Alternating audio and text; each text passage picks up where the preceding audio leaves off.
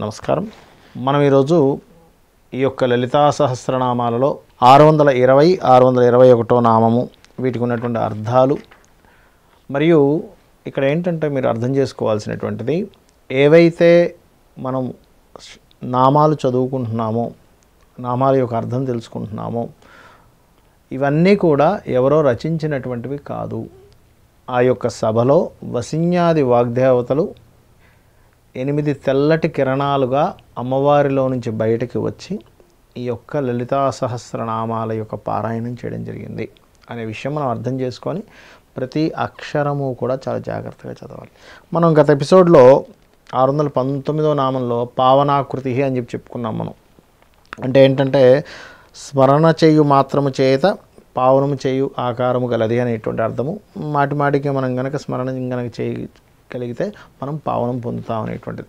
ఇక ఇక్కడ 620వ నామం కనుక తీసుకున్నట్లయితే అనేక కోటి బ్రహ్మాండ జనని అంటే ఇక్కడ మీకు అర్థమైపోతుంది. అనేకమైనటువంటి కోట్ల కొలది ఉన్నటువంటి ఈ జీవరాశులు ఏవైతే ఉన్నాయో వాటన్నిటికీ జనని తల్లి వంటిది. అంటే ఇక్కడ మనం అర్థం చేసుకోవాల్సింది ఏంటంటే, ఇక్కడ ఈ విశ్వంలో ఉన్న ప్రతి జీవికి కూడా తానే తల్లి. ఎందుకు అంటే సృష్టి స్థితి లయకారకులు ఎవరైతే బ్రహ్మ విష్ణు రుద్రులు ఉన్నారో, ఆ యొక్క బ్రహ్మని విష్ణువుని రుద్రుణ్ణి సృష్టించింది కూడా అమ్మవారే. మనం ఏమనుకుంటాం, కేవలం ఒక బ్రహ్మ విష్ణు రుద్రులే అనుకుంటాం. కాదండి, ఈ యొక్క విశ్వంలో కొన్ని కోట్ల మంది బ్రహ్మలు, కొన్ని కోట్ల మంది విష్ణువులు, కొన్ని కోట్ల రుద్రులు ఉన్నారు. మనకి దేవి భాగవతంలో కూడా చూపిస్తారు. అది ఆ బ్రహ్మ విష్ణువు రుద్రులు కలిసి ఒక విమానంలో వెళ్తూ ఉంటే ఇంక మనమే ఉన్నాం, ఇంకెవరు లేవనుకునేసరికి ఒక లోకాల్లో పలానా లోకాల్లోకి ఎంటర్ అవ్వడము. అలా ఎంటర్ అయినప్పుడు అక్కడ అనేకమైనటువంటి బ్రహ్మల్ని చూసి వీళ్ళు ఆశ్చర్యపోతారు. ఈ చతుర్ముఖ బ్రహ్మ చూస్తాడు, ఏంటి ఇంతమంది బ్రహ్మలు ఉన్నారేంటని. అంటే ఇక్కడ అర్థం చేసుకోవాల్సిన విషయం ఏంటంటే, మనకి ఒక చిన్న ఏదైనా ఒక ప్రారంభం అవుతుంది, ఏదైనా ఒక విషయం, ఆ విషయం ప్రారంభం అవ్వడానికి అక్కడ బ్రహ్మశక్తి వస్తుంది. అంటే అమ్మవారి యొక్క అనుగ్రహం, అమ్మవారి యొక్క శక్తి బ్రహ్మశక్తి రూపంలో ఆ విషయం ప్రారంభం అవ్వడానికి అక్కడికి వస్తుంది. అదేవిధంగా ఆ యొక్క విషయం నడుస్తుంది అంటే అక్కడ విష్ణు శక్తి ఉందని అర్థం. అదేవిధంగా అక్కడ ఆ యొక్క విషయం కంప్లీట్ అవ్వబోతుందంటే రుద్రశక్తి ఉందని అర్థం అక్కడ. అంటే దీన్ని బట్టి మీరు అర్థం చేసుకోండి, ఈ విశ్వంలో ఎన్ని సృష్టింపబడుతున్నాయి, ఎప్పటికప్పుడు ఎన్ని నడుస్తున్నాయి, ఎన్ని అయిపోతున్నాయి. ఒక చిన్న పుష్పం ఉందండి, ఆ పుష్పం చిగురుస్తుంది, బ్రహ్మశక్తి. చిగురుస్తున్న పుష్పం కొంతకాలం ఉంటుంది, విష్ణుశక్తి స్థితి. అది రాలిపోతుంది ఒక సమయానికి, లేదా వాడిపోతుంది, కంప్లీట్ అయిపోవడం దాని యొక్క ఇది.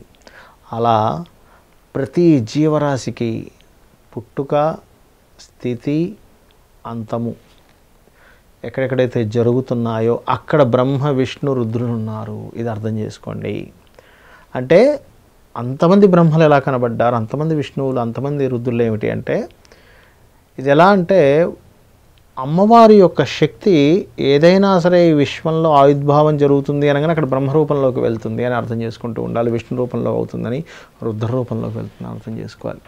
ఆ రకంగా ఈ యొక్క అనేక కోటి బ్రహ్మాండ జనని అనేటువంటి యొక్క నామం ఏదైతే ఉందో, అనేక కోటి బ్రహ్మాండ జనని అనేటువంటి నామం కనుక మనం నిత్యము గనక దాన్ని పఠిస్తూ ఉన్నట్లయితే మనకి ఎటువంటి ఫలితం వస్తుంది అంటే, చూడండి, ఒక్కోసారి మనం ఏమనుకుంటామంటే ఇంక నా లైఫ్ అయిపోయింది, ఇంక నేను మళ్ళీ తేరుకోలేనేమో అని అనుకుంటూ ఉంటాం.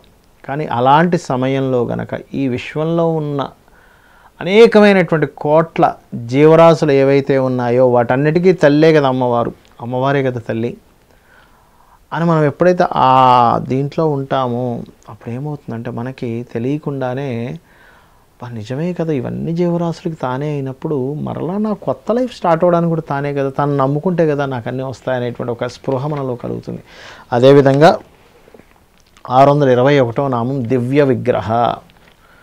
దివ్య విగ్రహ అంటే దివ్యమైనటువంటి విగ్రహ రూపం కలిగినటువంటిది. అయితే ఇక్కడ దివ్ అనగా వెలుతురు. దివ్ అనగా అంటే ఏంటంటే వెలుతురు, దివ్యము, దివ్. అదేవిధంగా దేవతలకి కూడా జ్యోతి వంటిదట అమ్మవారు. అంటే ఏమిటి? ఈ దేవతలందరూ కూడా ఎవరైతే ఉన్నారో మళ్ళీ అమ్మవారిలో నుంచే బయటికి వచ్చారు. అంటే మనం ఎవరిని పట్టుకుంటున్నాము, ఎవరిని పట్టుకొని నడుద్దాం అనుకుంటున్నాము, ఎవరిని నమ్ముకుంటున్నాం అనేటువంటి అవగాహన కనుక మనకు ఉన్నట్లయితే అమ్మవారి యొక్క అనుగ్రహం పుష్కలంగా మనకు ఉంటుంది. మరి ఈ దివ్య విగ్రహ అనేటువంటి నామాన్ని గనక మనం స్మరించినట్లయితే ఎటువంటి ఫలితం దక్కుతుంది మనకి అని చూసుకున్నట్లయితే, మనకి చూడండి ఒక్కొక్కసారి అధైర్యపడుతూ ఉంటాం మనం ఏదైనా ఒక పని చేయాలంటే. అబ్బా నాకు నీరసంగా ఉందండి, నేను చేయలేకపోతున్నాను, నాకు ధైర్యం లేదండి ఆ పని చేయడానికి అని. అలాంటి సమయంలో గనక ఓం దివ్య విగ్రహాయై నమః అనుకున్నట్లయితే అప్పుడు ఈ విశ్వం మొత్తం నిండి ఉన్నటువంటి అమ్మవారి యొక్క స్వరూపం మనకంటే కనిపిస్తూ ఉంటుంది. మొత్తం అమ్మవారే, కానీ నేను దేని గురించి భయపడాలి? నేను ఏదైతే పని చేయడానికని వెళ్తున్నానో అది కూడా అమ్మవారే. మరి అలాంటప్పుడు ఏ పని చేయడానికైతే వెళ్తున్నామో అదే అమ్మవారు అనుకున్నప్పుడు అది కూడా ఒక పూజే కదా. ఈ విశ్వంలో ఏది అమ్మవారు కాదు, ప్రతిదీ అమ్మవారే. ప్రతిదీ అమ్మవారే అయినప్పుడు ప్రతిదీ అమ్మవారి పూజగా భావిస్తూ ముందుకు గనక వెళ్తున్నట్లయితే ఆ యొక్క అమ్మవారి యొక్క అనుగ్రహం పరిపూర్ణంగా ఉంటుంది. శ్రీమాత్రే నమః.